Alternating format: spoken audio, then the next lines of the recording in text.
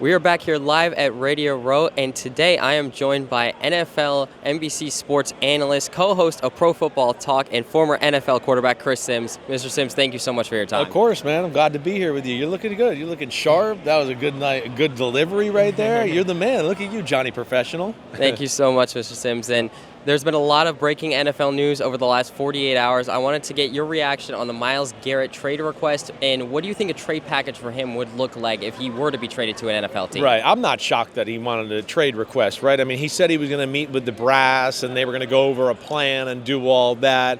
I'm sure the plan is good, but he doesn't want to wait for it and sit around for it to happen, right? 3 years down the road when he might not be in the prime of his career anymore before they, get things figured out with their roster and whatever else. So I totally understand him wanting to move on at this point of his career. Now, trade compensation, definitely going to take 2 first-round picks for him, right? 2 first-rounders, and I would think probably something else thrown in there, a later round pick or something of that nature there.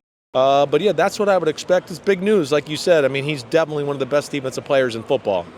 For sure. And another big news is that Cooper Kupp wanting to move on from the LA Rams. Right. Where do you think he is most likely going to be landing? Well, another one that I would say is not a surprise. For what he's making money-wise, right, I think they want to move on from him more than that, right, is just as far as, hey, he's not as explosive and as fast as what he used to be, and maybe not a top-tier receiver in football, but damn, he's still good. Right? He's still going to find a spot where, okay, he's not the number 1 superstar guy anymore, but a really good number 3. Maybe we see a resurgence like you saw Adam Thielen have when he went to the Carolina Panthers, right? Similar to that. I think he's still got a little football in him, but yeah, it's going to be about finding the right situation, and then can they trade him with that contract, and do they maybe have to take on some of the money themselves and pay that? Those are the things they're going to have to figure out as we go along here. And my final question for you, Mr. Sims, on everybody's mind this week is obviously the big game on Sunday. What is your prediction for that game, and who do you think is going to win? Hey, man, this is Battle of the Titans, right? The Eagles are the best team in football. The Eagles are one of the best, most well-orchestrated teams in the last 20 years. They're stacked, right? But we know the Chiefs, close game. It's like the clutches of Mahomes, Andy Reid, Steve Spagnuolo, all of that.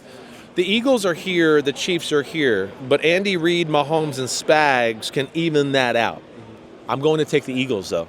Wow. I'm taking the Eagles to win the football game. I'm going to say 38-28 Eagles.